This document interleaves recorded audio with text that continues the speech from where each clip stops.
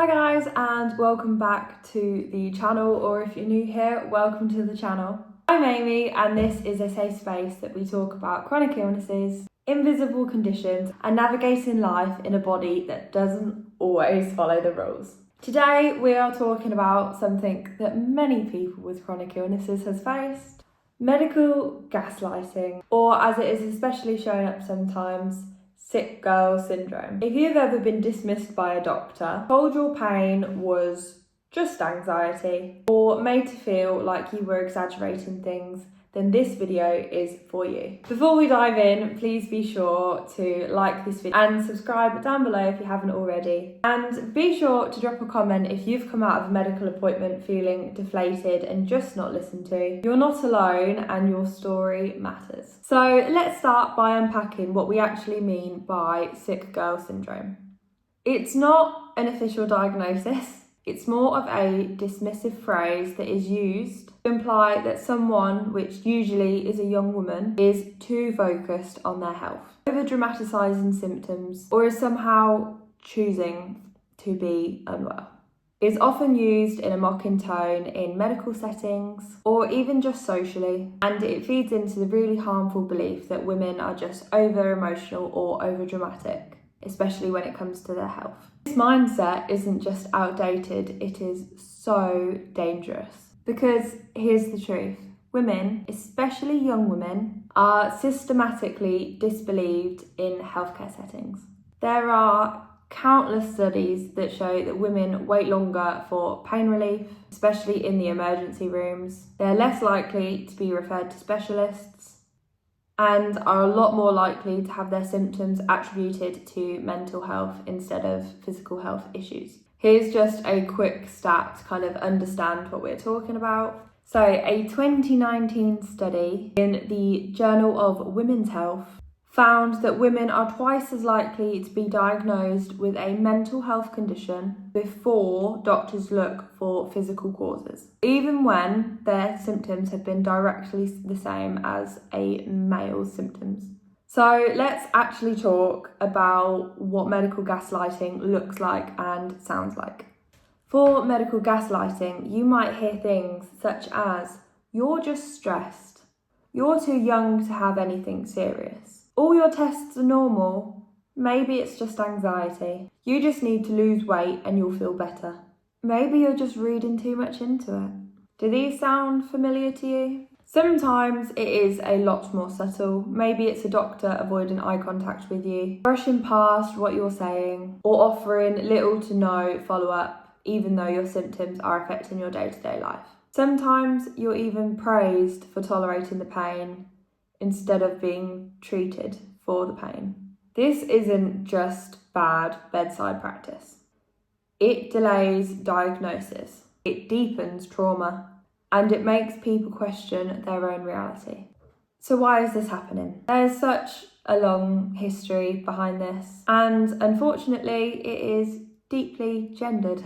Historically, medicine was built around the male body. Most drug trials, research, symptom models were designed for men. Even the term hysteria comes from the Greek word hystera, meaning uterus, and was once used as a catch-all for all women who doctors thought were too emotional, too anxious, or simply too difficult.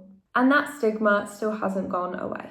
Even today, symptoms that primarily affect women, like endometriosis, Ehlers-Danlos syndrome, fibromyalgia, and autoimmune disorders, are massively under-researched and massively underdiagnosed. Add in then layers of fat phobia, racism, and ableism, and the picture gets even worse. People of colour, especially black women, are far more likely to be ignored or to have their pain dismissed. Trans and non-binary people are also a lot more likely to face barriers, and those in larger bodies are often told is all because of their fault. This isn't just about one bad doctor. It's about a system that teaches people to not trust women when they say they're in pain. I will share one quick example from my own journey. For years, I have been struggling with some very intense gastrointestinal symptoms. We're talking nausea, vomiting, bowel problems, urgency, constipation, abdominal pain, a broad range, you kind of get the picture. However, a majority of my tests were actually clear or just not severe enough for a gastrointestinal diagnosis. My health has been incredibly snowballing the last couple of years specifically, and multiple gastro doctors have just told me that it's all in my head. However, this year I was diagnosed with a connective tissue disorder, and although this completely validates and explains a good chunk of my symptoms, I have still been met by medical gaslighting by gastro specialists. Because I don't appear straightforward or black and white, a lot of people won't listen and they've just told me I need to seek mental health support. So what can we actually do about this? First, please remember this is not your fault. Gaslighting is about power and not about truth. You're allowed to ask questions and expect answers. So here are some things I would recommend that potentially could help. Document everything. Keep a symptom diary, take photos, take videos, bring it to your appointments because you can't argue with black and white. Bring someone with you. Second person in the room can help you to advocate for yourself or at least back up the experiences that you have been through. Ask directly. Can you please document on my file that you are going to be refusing treatment? Can you document that you're going to refuse testing or another referral? This one will make a doctor pause as it will be on record and gaslighting doesn't want to be on record.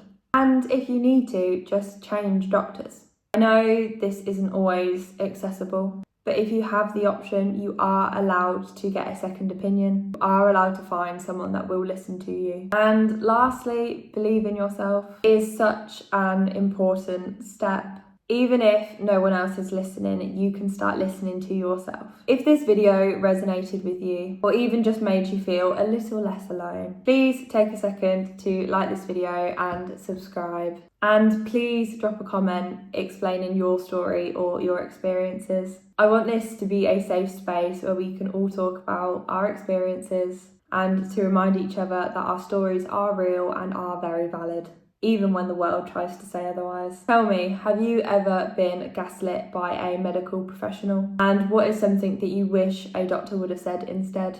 On this channel, your voice matters. Thank you so much for spending the time with me today. This topic is a heavy one, but it is so important because when we talk about things out loud, it does take away some of the shame and the silence away. I'll be back throughout the week with more chronic illness content, from mental health chats to practical tips and advice, and just surviving in a body that doesn't always make sense. Until then, please be sure to trust yourself, rest when you need to, and please don't let anyone make you feel like you have to earn the right to be believed. Send in love, and I will see you in the next one.